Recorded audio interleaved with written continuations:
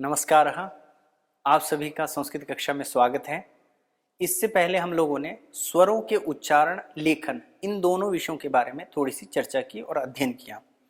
अब हम व्यंजनों के बारे में थोड़ा सा अध्ययन करेंगे और उसके लेखन क्रम को भी जानेंगे और उच्चारण क्रम को भी जानेंगे। यहाँ आप सबसे पहले हमने जब हिंदी वर्णमाला का परिचय जब हमने किया था तो उस समय मैंने आपसे कहा था कि जो संस्कृत वर्णमाला है उसमें दो भेद हैं, स्वर और व्यंजन। स्वर के का अध्ययन हम लोगों ने कर लिया है। अब अवशिष्ट बचे हैं व्यंजन। व्यंजन में पुनः तीन भेद बताए थे, स्पर्श, अंतस्थ और ऊष्म। इस प्रकार से तीन भेद हुए। तो जो स्पर्श वर्ण है उसमें मैंने आपसे कहा था कि 5 वर्ग होते हैं, क, च, ट, त, प। क वर्ग, च वर्ग, ट वर्ग, प वर्ग और त वर्ग। एवं क्रमेण तत्र पंच वर्गाः सन्ति। तो भवन्तः तत्र किंचित परिशीलयन्तु अपि।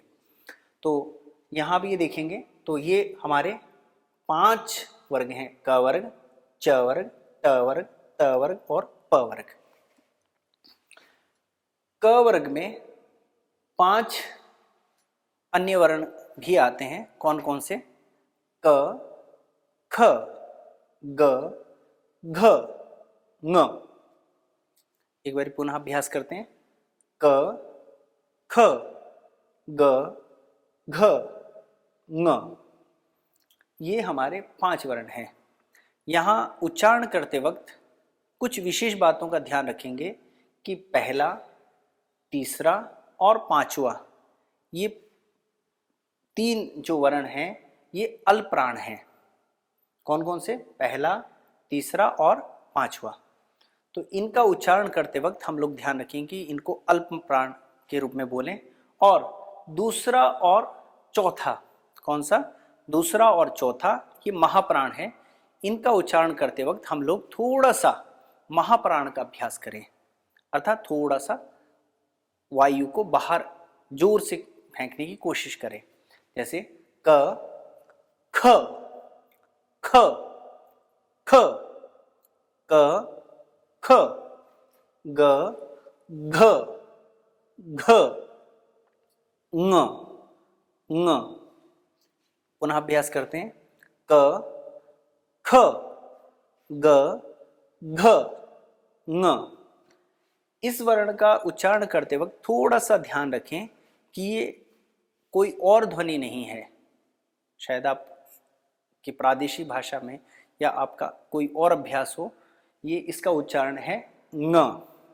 जैसे हम पंकज, अंकुर, अंकुश, जो अंकुर, ये इसके बाद अ का उच्चारण करेंगे ङ, ये इसका शुद्ध उच्चारण है। अतः इस वर्ण का उच्चारण करते वक्त आप लोग विशेष ध्यान रखें कि ङ का उच्चारण जो है वो शुद्ध हो सके, क्योंकि हमारा इससे पूर्व कदाचित हमारा अभ्यास उस प्रकार से सही ना हो। तो आप इसका उच्चारण करते वक्त थोड़ा सा विशेष ध्यान रखें। इसके बाद हमारा च वर्ग आता है। च वर्ग में पुनः कितने वर्ण हैं? 5 वर्ण हैं। कौन कौन से? च, छ। उच्चारण करते वक्त ध्यान रखें, पहला, तीसरा और पांचवा अल्पप्राण है और दूसरा और चौथा जो है महाप्राण है। तो उसको कैसे बोलना है? थोड़ा महाप्राण की तरह। तो च, छ, ज, झ, झ, ञ। च, छ, ज, झ, ञ। इसका भी उच्चारण थोड़ा सा ध्यान रखें। इसका उच्चारण है ञ, क्योंकि इन वर्णों को उच्चारण करते वक्त हमारा उतना अभ्यास नहीं है कि ङ का उच्चारण करते वक्त हम कदाचित हम अशुद्ध बोलते हों और ञ का उच्चारण करते वक्त भी हम कदाचित अशुद्ध बोलते हों। तो उसका जैसे हमें ये वर्ण दिखाई दे तो हम थोड़ा शुद्ध बोलने का प्रयास कर सकते हैं और धीरे धीरे वो हमारे स्वभाव में हो जाएगा। तो एक बार पुनः अभ्यास करते हैं। च, छ, ज, झ, ञ। आगे ट वर्ग है, ट वर्ग में भी कितने वर्ण हैं? 5। कौन कौन से? ट, ठ, ड, ढ, ण। दूसरा और पांचवा वर्ण बोलते हुए कैसे बोलना है? महाप्राण का प्रयोग करना है। फिर बोलते हैं ट, ठ, ड, ढ, ण। उसके बाद त वर्ग है, त वर्ग में पुनः कितने वर्ण हैं? 5 वर्ण। अभ्यास करेंगे त, थ, द, ध, न। पुनः बोलिए त, थ, द, ध, न। उच्चारण का एक पहला नियम है कि हम पूरा उच्चारण करें, ठहराव लेकर के आए। वर्ण में जितना ठहराव आपका रहेगा उतना शुद्ध उच्चारण आप कर पाओगे। अतः वर्ण का उच्चारण करते वक्त आप लोग शुद्ध उच्चारण करने का अभ्यास करें, ठहराव ला करके बोलें। आगे प वर्ग है, प वर्ग में पुनः प, फ, महाप्राण है, प, फ, ब, भ, म। प, फ, ब, भ, म। इस प्रकार से हमारा ये प वर्ग का उच्चारण का अभ्यास हो गया। यहाँ आप एक थोड़ा सा विशेष ये ध्यान रखेंगे कि यहाँ क वर्ग को लिखते वक्त जो शिरोरेखा है वो पूर्ण शिरोरेखा आती है, क्योंकि क, ख, ग, घ, ङ में देखिए पूर्ण शिरोरेखा है। उसी प्रकार से च वर्ग में भी पूर्ण शिरोरेखा है। उसके बाद ट वर्ग में देखेंगे तो सभी में पूर्ण रेखा शिरोरेखा है, किंतु जैसे ही त वर्ग में आएंगे थ और ध में क्या है? शिरोरेखा पूर्ण नहीं है।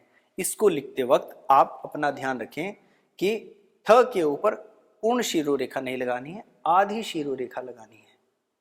और ध को लिखते हुए भी पूरी शिरोरेखा नहीं लगानी है, क्योंकि यदि आपने पूरी शिरोरेखा यदि लिख दी तो क्या होगा?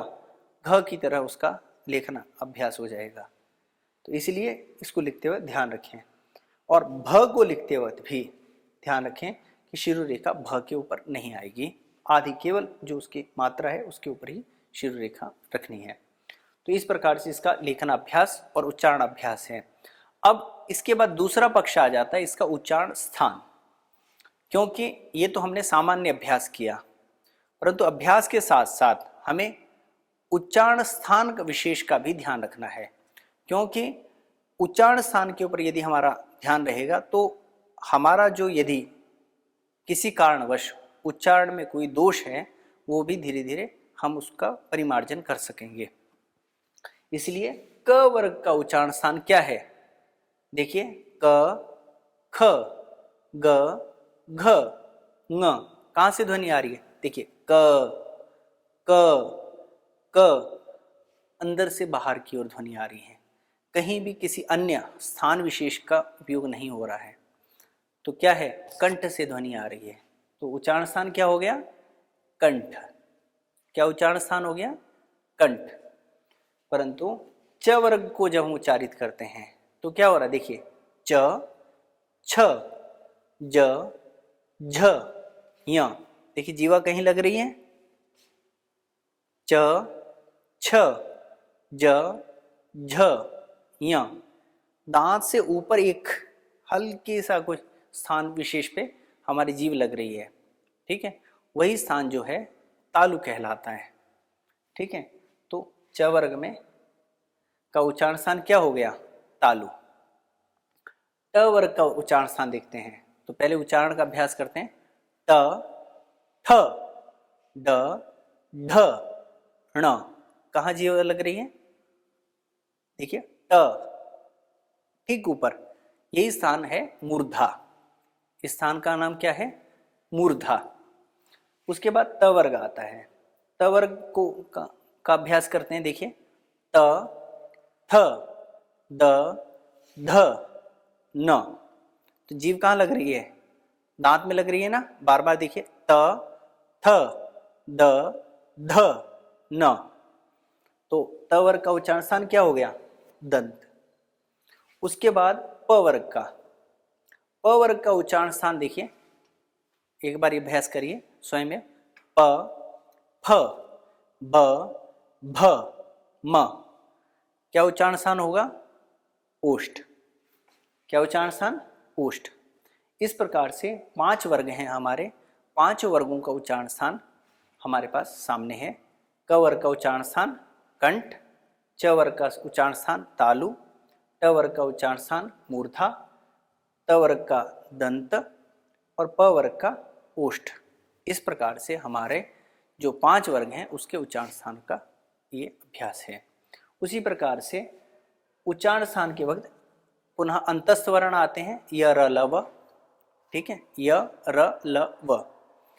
उसके बाद श, श, स, ह, ये 4 ऊष्म वर्ण आते हैं। इनका उच्चारण के समय में थोड़ा सा विशेष ध्यान रखना है, क्योंकि इसका उच्चारण करते वक्त हम अधिकतर इन शकारों के उच्चारण के समय हम दोष करते हैं।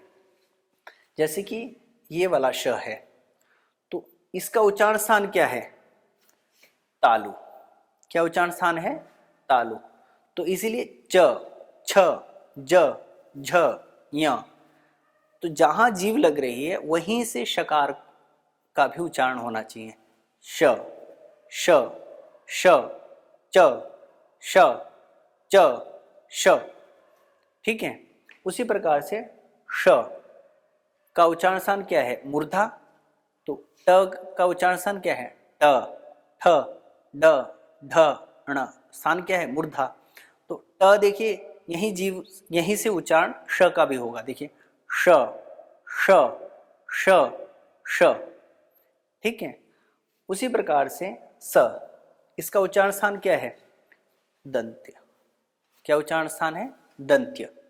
तो जब दंत्य ज्यादा हम स का उच्चारण करेंगे तो त, थ, द, ध, न। जीव दांत में लग रही है तो स के उच्चारण के समय भी हमारी जीव कहाँ लगनी चाहिए? दांत में। स, स, स। ऊपर नहीं, श, श नहीं, श, श नहीं, स। क्योंकि उच्चारण स्थान क्या है? दंत्य, दंत। दांत में जीव लगनी चाहिए। ठीक है। दंत यहाँ लिखा हुआ है, दंत्य भी इसका उच्चारण होता है। ठीक है, दोनों दंत्य स्थान विशेष हो गया इस प्रकार से। और ह का उच्चारण स्थान कंठ है।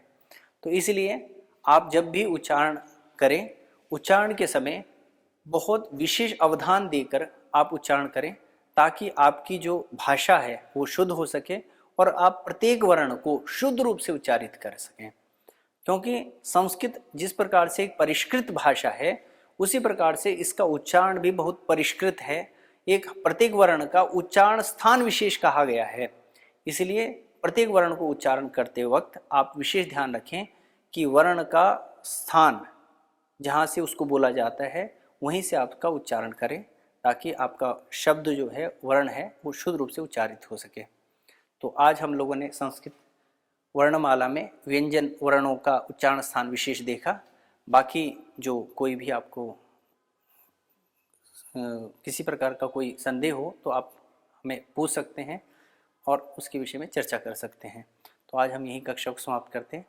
सर्वेभ्यः नमस्कारः।